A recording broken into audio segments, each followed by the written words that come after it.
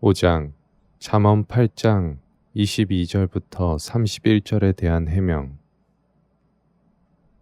저는 비록 먼지와 재에 진하지 않는 몸이지만 주님의 위대하심에 대하여 말하고 싶습니다. 주님, 당신은 자애로운 하느님이시지 않습니까? 제 영혼이 당신의 그늘 아래로 피신하나이다. 주님, 당신은 당신의 옥좌에서 이 가장 미천하고 쓸모없는 여종을 굽어보시고 자비를 베푸시어 저의 지성을 밝게 비추어 주셨습니다. 주님, 말씀하소서. 당신의 여종이 듣고 있나이다. 그러자 지존하신 분께서 제게 말씀하셨습니다. 그분은 제게 잠언 8장의 말씀을 보여주시더니 거기에 담긴 신비를 깨우쳐 주셨습니다.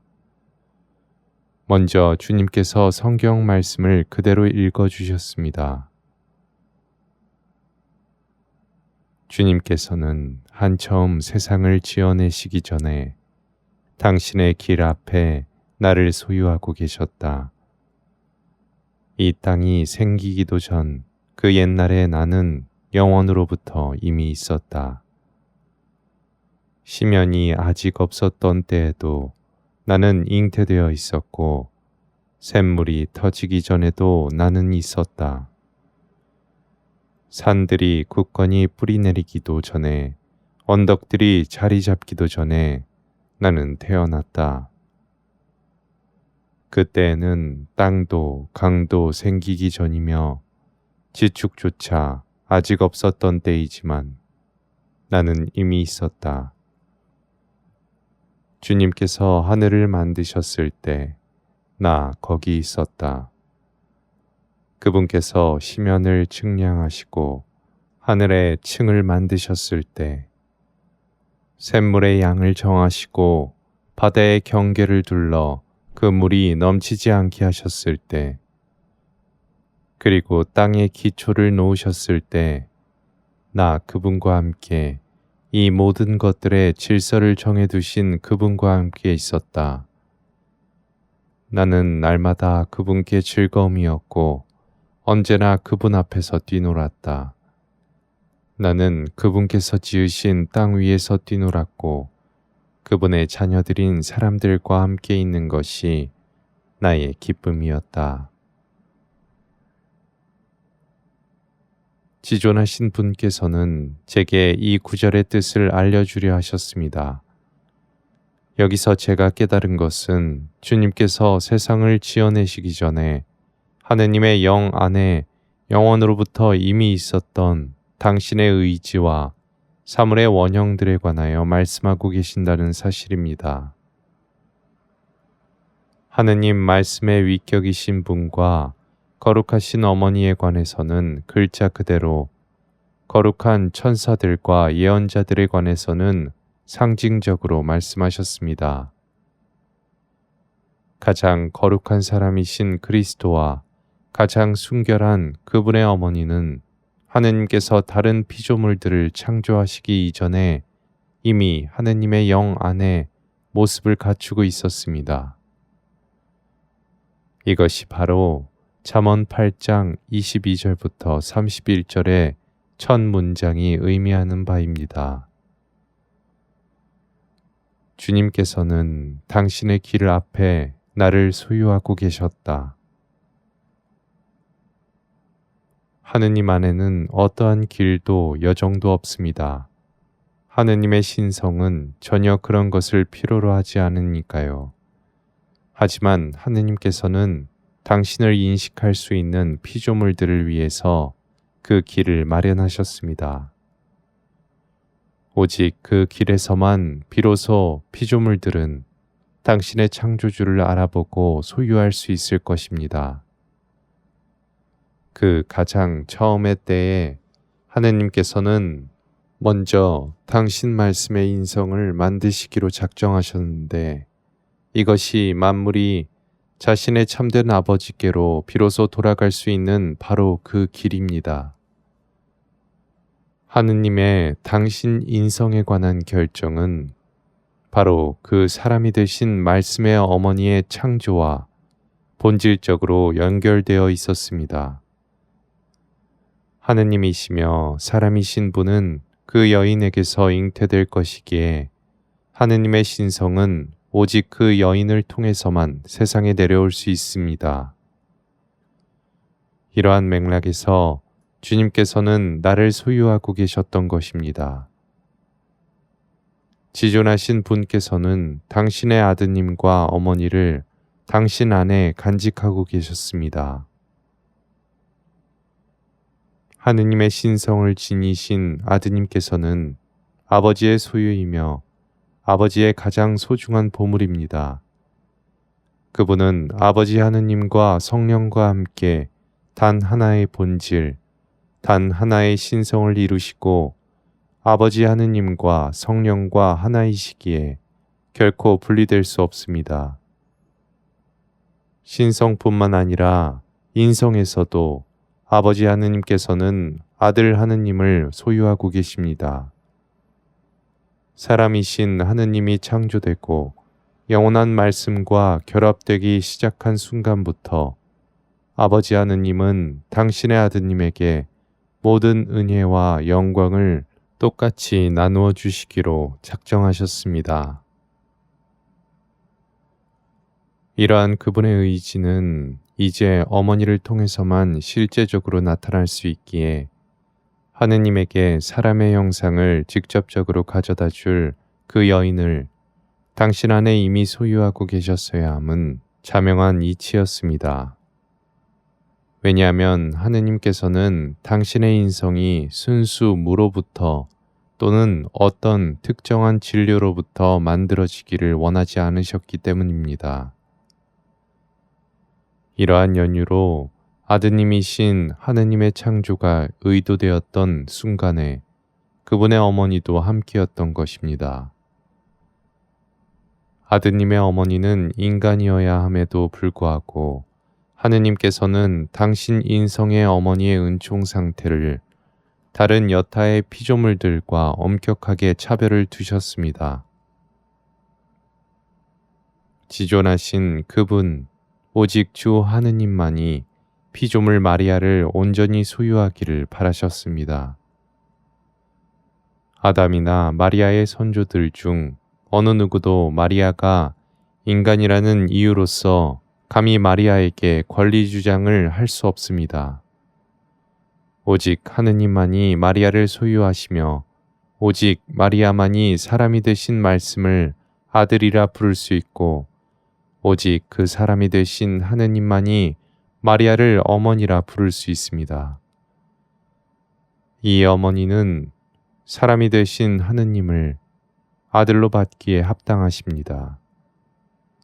참 하느님이시며 참 사람이신 분과 그분의 거룩하신 어머니가 모든 창조물들 중에 가장 앞선 것처럼 그분과 어머니는 창조주 하느님의 영과 의지 안에 있는 그 모든 것들 중에서 가장 앞서십니다.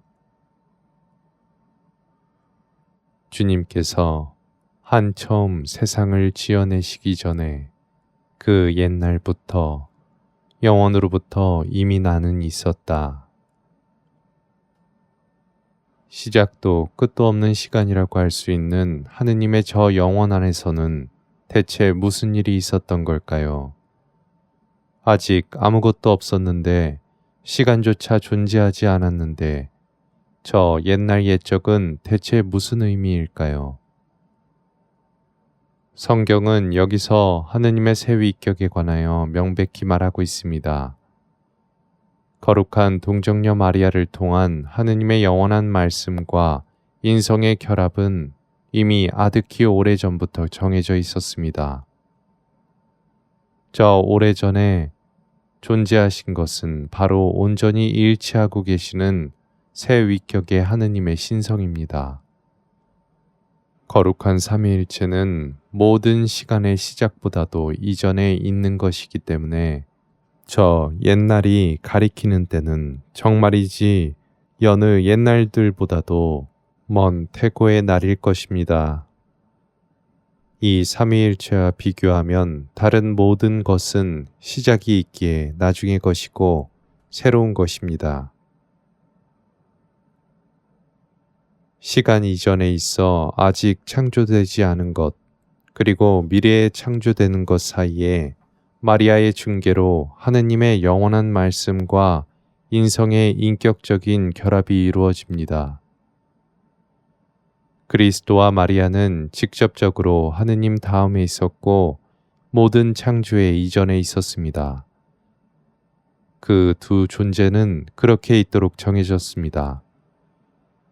이 일은 바로 저 태초에 있었고 영원으로부터 존속된 지극히 신비로운 창조 질서입니다. 하느님의 영을 모상으로 하여 만들어진 것들 중 첫째이며 가장 아름다운 것은 영원한 창조에 따른 예수 그리스도의 형상이고 그 다음 가는 것은 그분의 어머니 마리아의 형상입니다. 하느님 안에서의 이 영원한 질서가 너무나 신비롭고 오묘하지 않습니까? 그분께서 당신 안에 아우르는 모든 것은 단 한 번에 함께 있어서 어떤 것이 다른 어떤 것에 종속적이지도 않고 그것의 완성이 필연적으로 다른 어떤 것의 완전함을 전제하지도 않습니다. 그분 안에 있는 것들의 완전성은 생성이나 발전의 과정 없이 존속합니다. 그분 안의 것들은 하느님의 무한한 신적 본성 안에서 가장 탁월한 질서로 존재하고 있으며 지금도 그러하고 앞으로도 영원히 그러할 것입니다. 하느님의 아드님이신 분의 위격은 사람이 될 것이며 사람이 되신 하느님께로부터 비로소 지존하신 분의 의지가 실현된다는 것, 이것이 질서입니다. 사람이 되신 하느님께서는 모든 인간과 피조물들의 머리이며 원형이고 그리하여 만물이 그분께로 정향되어 있고 복종하게 된다는 것, 이것이 질서입니다. 이 질서는 모든 피조물들 사이의 조화를 형성하기에 질서들 중 최고의 질서입니다. 하느님의 어머니는 가장 고결한 피조물이고 그리스도와 결합되어 있으며 그리스도 안에서 하느님과 일치하고 있기에 모든 피조물들 중에서도 가장 첫 번째 지위를 차지합니다. 하느님의 옥자로부터 수정처럼 티 없이 맑은 물이 샘물처럼 솟아서 창조 질서 안으로 흘러 들어갑니다. 이 생명의 물은 사람이 되신 말씀께 가장 먼저 흘러가고 이어서 그분의 거룩한 어머니께로 흐릅니다. 마리아가 받는 은총의 샘물의 양과 깊이는 한낱 피조물이 받을 수 있는 정도인 동시에 하느님의 어머니라는 지위에 합당한 정도입니다. 그리하여 하느님의 어머니 안에서 하느님의 모든 능력이 발휘될 수 있도록 하고 그런 제한된 상태에서도 하느님의 은총과 신덕들 중에 마리아에게 주어지지 않은 것이 아무것도 없게끔 하는 것은 지극히 마땅한 일이었습니다. 이런 까닭에 이 창조 질서 안에서 예수 그리스도가 첫째이시며 마리아는 둘째이십니다. 마리아는 모든 피조물들 중 가장 높은 곳에 계시는데 은총과 은혜의 정도에서 볼 때 피조물로서의 마리아와 다른 모든 피조물의 차이는 감히 비교조차 불가능할 정도로 큽니다. 하느님의 지혜가 이 질서를 정하셨습니다. 땅이 생기기도 전에, 시면이 생기기도 전에 나는 이미 잉태되어 있었다. 여기서 땅은 아담이 살고 있던 그 땅입니다. 주님의 영 안에 저 복된 땅과 시면들에 대한 창조 계획이 있기도 전에 그리스도와 그리스도의 어머니는 이미 하느님의 영 안에 형성되어 있었습니다. 시면이란 곧 창조될 사물들의 형상을 말합니다. 창조되지 않고 오직 창조하시는 하느님의 존재, 그리고 창조된 피조물들의 존재 사이에는 무한한 간극이 있는 까닭에 사물들의 형상은 시면이라 불립니다. 이 시면의 깊이는 인간의 표현을 빌리면 피조물들 각각의 창조가 계획되었을 때 비로소 측정되었습니다. 창조주와 피조물 사이에 가로놓인 낭떠러지는 그 깊이뿐 아니라 길이와 거리에서도 보이지 않을 정도로 아득히 깊고 멀었습니다. 말씀의 잉태는 하느님 아버지로부터의 영원한 창조에서 그치지 않고 은총이 가득하신 동정녀 어머니로부터의 시간적이며 실제적인 한 생명의 탄생으로 계획되었습니다.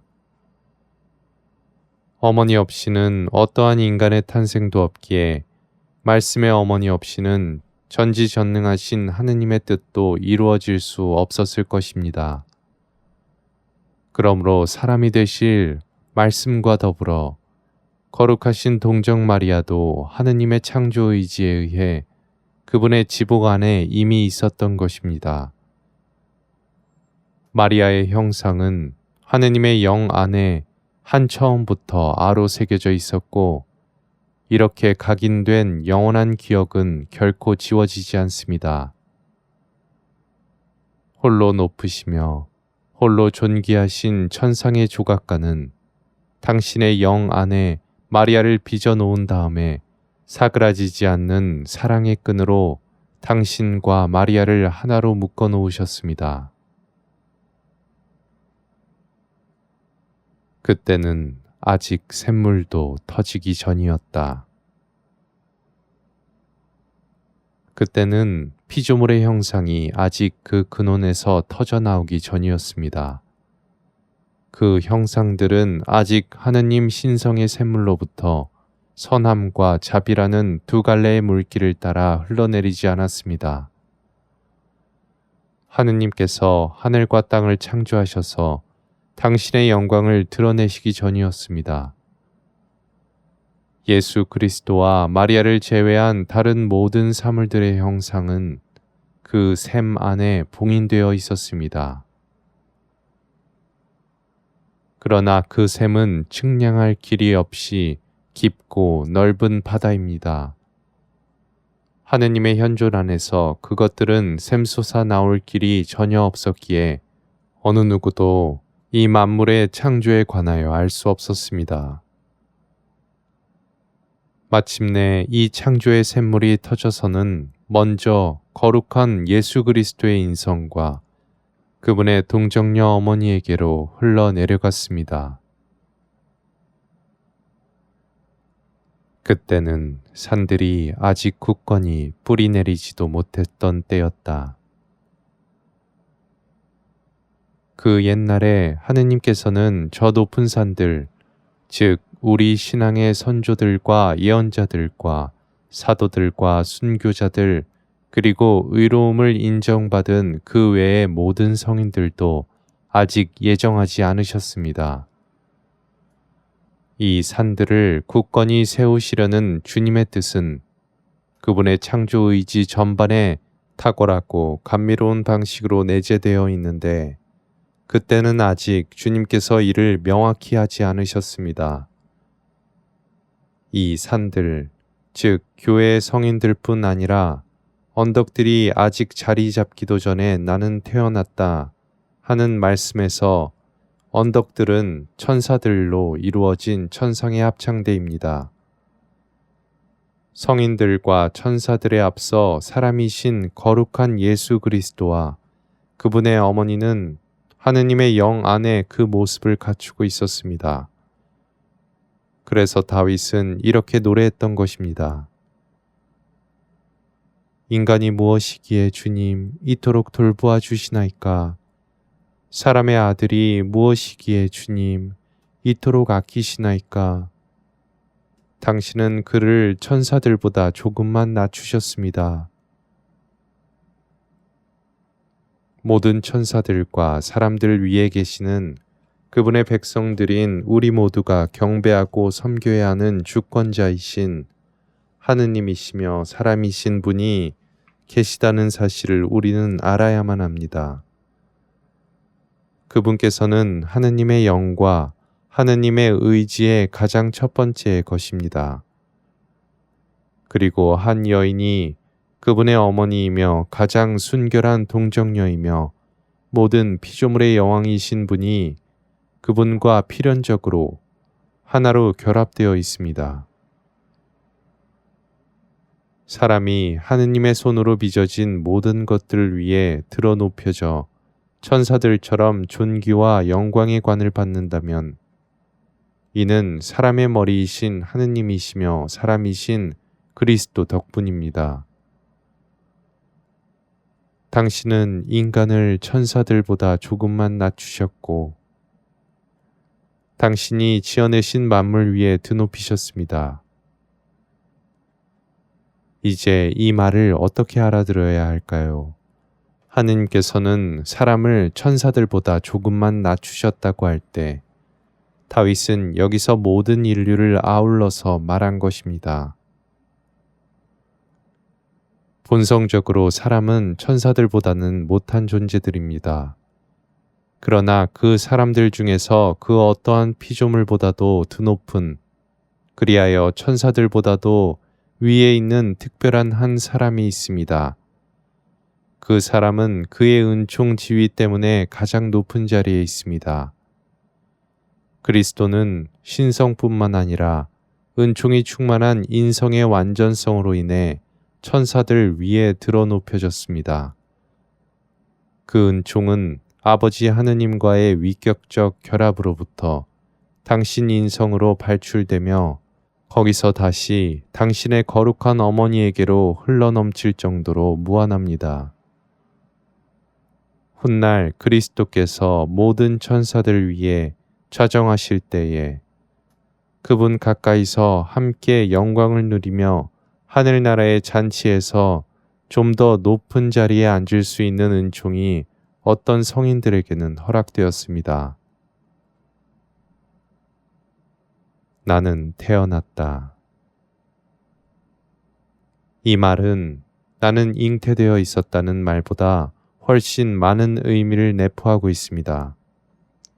잉태된 상태는 아들이신 분이 사람이 되는 것에 관한 삼위일체 하느님의 예지로서 인식의 상태를 가리킵니다. 반면에 태어났다는 말은 이 육화를 실행하겠다는 하느님의 의지를 표현하며 하느님의 이러한 의지는 어떤 의미에서는 그 결심의 순간에 이미 현실로 옮겨졌다고도 할 수 있습니다.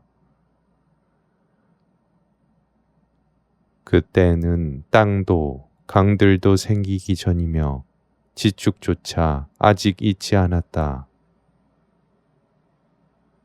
여기서 땅은 최초의 인간이 살도록 허락되었던 지상의 낙원을 의미합니다. 하느님께서는 그 최초의 인간을 첫 번째의 땅, 즉 다마스쿠스 근처의 어느 들판에 흙으로 만드신 다음 바로 에덴 동산에 데려다 놓으셨습니다. 이 때문에 여기서 땅이란 말이 다시 언급된 것입니다. 아담이 태어난 첫 번째 땅이 만들어지기 전에 아담이 죄를 지은 두 번째 땅이 생기기도 전에 말씀의 육화는 이미 결정되어 있었고 그 육화의 모태가 될 거룩한 동정녀도 이미 계획되어 있었습니다.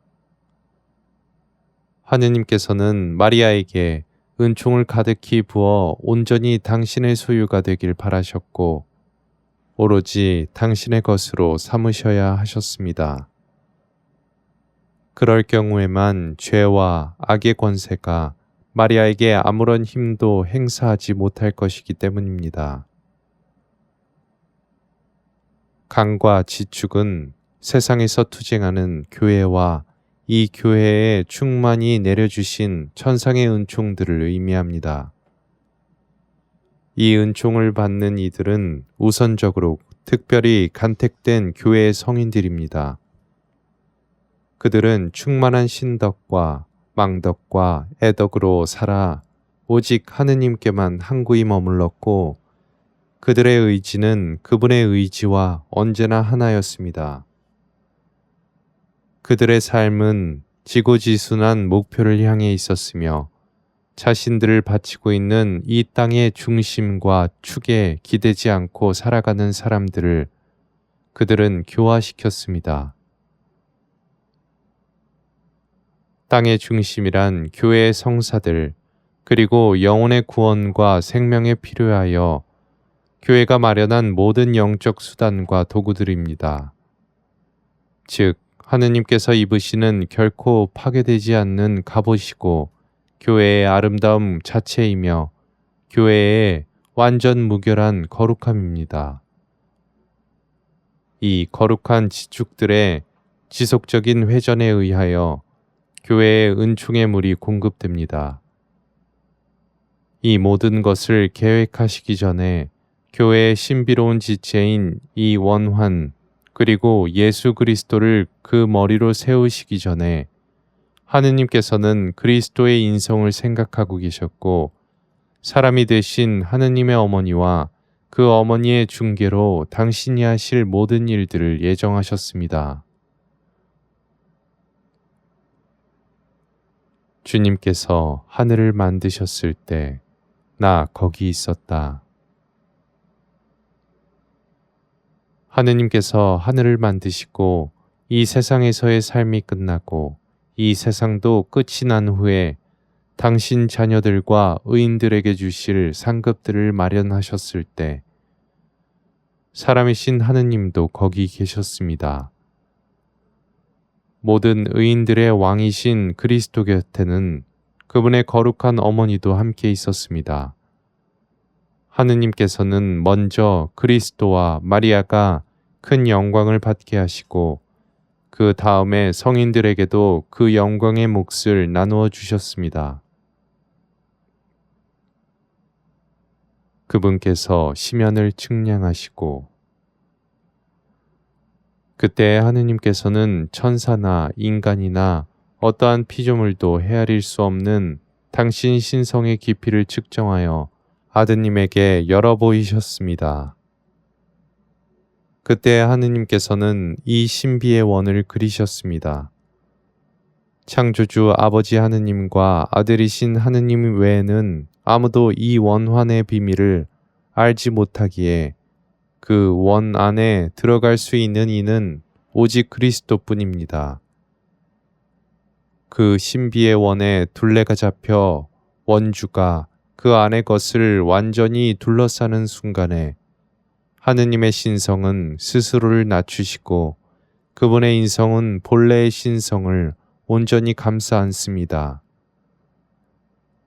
결합된 신성과 인성은 먼저 거룩한 동정녀의 품에 안기고 그 다음에는 죄인이며 사멸할 운명인 인간들의 마음속 깊은 곳으로 파고 들어갈 수 있기 위하여 빵과 포도주의 형상으로 변화됩니다.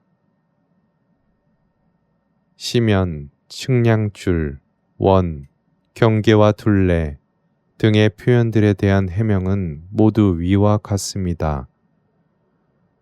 성경은 특정한 법도에 따라 재었다 라고 했습니다. 저 원으로 둘러싸인 것의 수가 무수히 많고 그 크기가 무한히 크기 때문이며 표현과 설명이 불가능한 것이 설명되어져야 하기 때문입니다. 지존하신 하느님의 어떠한 자와 줄로도 결코 재거나 측정될 수 없고 특정한 테두리 안에 한정될 수도 없는 분이십니다. 하지만 전지전능하신 그분의 지혜는 당신 친히 죽음의 옷을 입으심으로써 이러한 불가능을 가능하게 만드셨습니다. 하늘의 층을 만드셨을 때 샘물의 양을 정하시고 바다의 경계를 둘러 그 물이 넘치지 않게 하셨을 때 여기서 하늘은 의로운 이들을 가리킵니다. 하느님께서 그들 안에 거하시면서 그들이 거할 곳을 정해주시는 까닭입니다. 의인들은 지상에서의 여정 중에 자신의 소명에 충실하고 하느님의 일에 협력한 정도에 따라 성령에 의해 땅에서 들어 높임을 받습니다. 의인들은 자신의 공로에 맞게 하늘에 마련된 영원하고 복된 집에서 천상의 예루살렘에서 살게 됩니다. 하느님께서는 부르심 받은 성인들 각자에게 맞게 나누어 줄 은총의 샘물의 양을 정하셨습니다. 이는 성령의 은사들과 영광과 완덕과 기적을 행할 수 있는 힘과 같은 모든 은총들입니다. 의인들에게는 넘치는 은총의 샘물이 허락되었지만 사람이신 하느님, 곧 하느님 아버지의 외아들이신 분은 아버지의 신성에서 직접 나오는 은총의 바다를 받으십니다. 이 바다는 끝도 없이 넓고 깊어서 무한한데 하느님께서는 이 바다의 경계를 정하셨습니다. 무한의 바다를 두르는 이 경계는 곧 하느님의 인성으로서 그분의 인성은 그분의 신성을 충만하고 온전하게 품고 있습니다. 주님 신성의 찬란한 광채는 그 안에서 33년 동안 감추어져 있습니다. 그래야만 사람이신 하느님께서 사람들과 함께 지낼 수 있기 때문입니다. 이 세상에 계시는 동안 그분의 신성은 단 한 번만 저 타보르 산에서 나타났고 그분께서 사랑하시는 3명의 제자들 외에 다른 이들에게는 그분의 참 모습을 보는 일이 허락되지 않았습니다. 은총의 바다는 하느님과 가장 가까운 분인 우리 주 예수 그리스도에게 먼저 넘쳐 흘렀고 그 다음으로 그분의 옆에 계신 거룩한 어머니에게도 흘러들어갔습니다. 그 어머니 없이는 지극히 복되신 어머니 없이는 주 그리스도의 은총 지위마저도 가장 높은 완전성을 이룰 수 없었을 것입니다.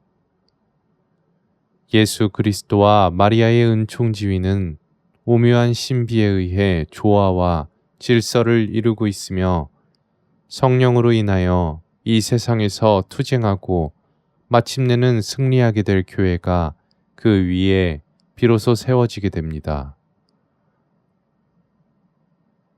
땅에 기초를 놓으셨을 때 나 그분과 함께 이 모든 것들의 질서를 정해두신 그분과 함께 있었다.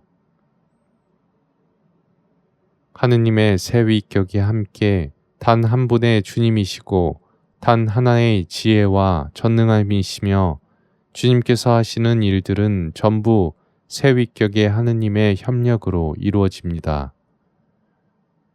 그래서 하느님의 말씀으로 모든 것이 이루어졌고 했듯이 말씀은 그 신적인 본질 때문에 반드시 아버지와 함께 창조해야만 했습니다.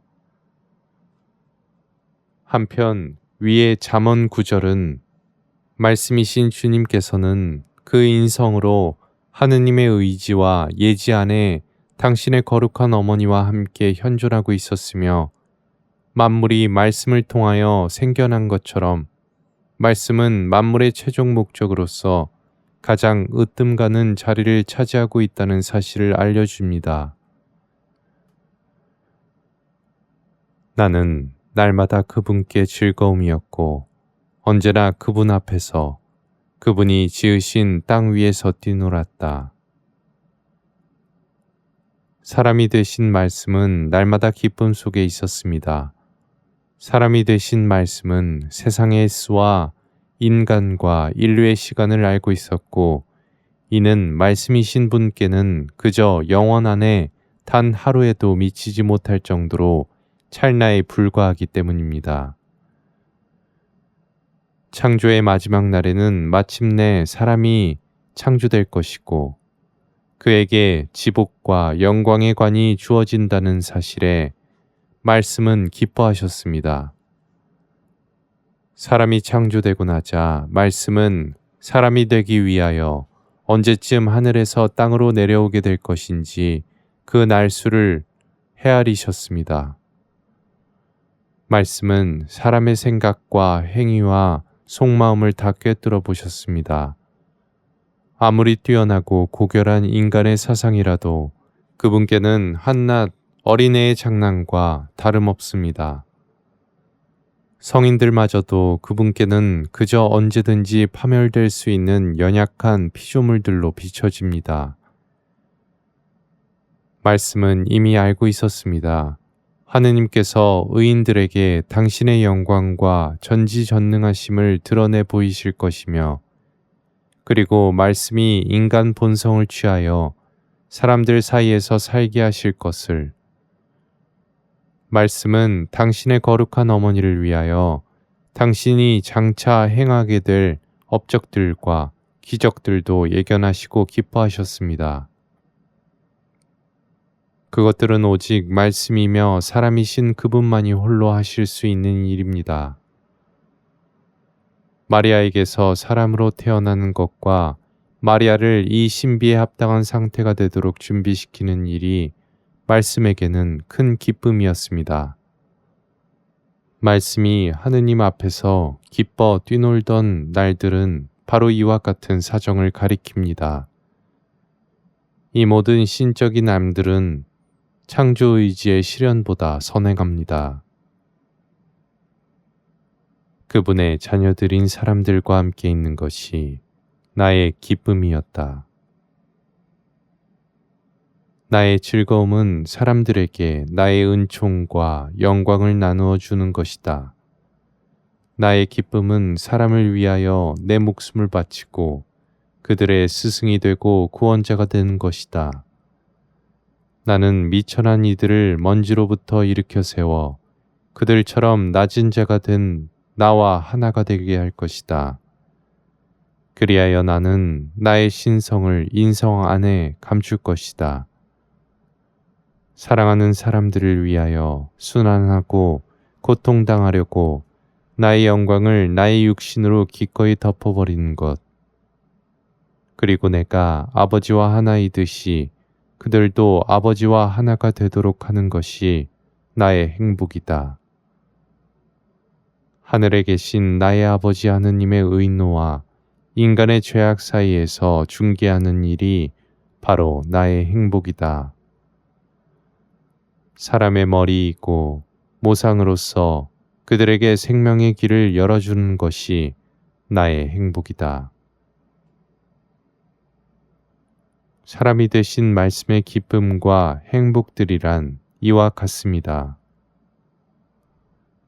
오, 헤아릴 수 없는 주님의 자비, 알고 또 알아도 여전히 다 알 수 없고 불변하시는 당신을 이 초라한 인간과 비교하니 제 영혼은 놀라움과 경이로움에 사로잡힙니다. 완전한 존재와 불완전한 배은망덕하여 도무지 감사할 줄 모르는 존재 사이에 무한한 간극을 당신의 그 무한한 사랑이 채우고 있습니다. 주님께서 눈여겨보시는 이 피조물들이 얼마나 비천하고 얼마나 죄악에 물들어 있는지, 그러나 인간이 경배하고 흠숭해야 하는 당신의 이 모든 신비는 얼마나 위대하고 높은지, 어미로운 당신은 태초부터 모든 사람들을 염두에 두고서 마치 당신의 행복이 그들의 지복에 있는 것인 양 그들의 천국 행복을 영원으로부터 끈기와 사랑으로 준비해 놓으셨습니다. 그럼에도 불구하고 수많은 인간들이 이 진리를 알지 못할 뿐 아니라 알기를 원하지도 않으며 눈이 멀어 어둠 속을 헤매고 있다는 사실에 제 가슴은 찢어질 듯 아프고 정신은 아득해집니다. 이 모든 계획과 질서들을 하느님께서는 태초에, 즉 영원으로부터 당신의 영 안에 가지고 계셨습니다. 지혜서에서 말하는 바대로 하느님께서는 세상을 만들기 전에 세상의 질서를 염두에 두셨습니다. 세상 시간의 시작과 중간과 마지막을 해가 어떻게 뜨고 저물어야 하며 계절이 어떻게 바뀌는지를 한 해의 길이와 별들과 항성의 주기들을 원소와 원자들의 작용하는 힘을 길짐승과 날짐승의 본성을 바람의 세기와 꽃과 나무들의 다양함을 약초들의 효능을 그리고 인간의 모든 생각을 전부 알고 계셨습니다. 하느님께서는 당신의 공정과 정의 안에서 크기와 양과 무게에 따라 만물에게 그리고 어쩌면 이 피조물들이 영적이고 신비로운 방식으로 상징하고 있어야만 하는 것들에까지도 전부 질서를 세우셨습니다. 하지만 지금은 이 부분에 관해서 말할 때가 아니라고 생각합니다.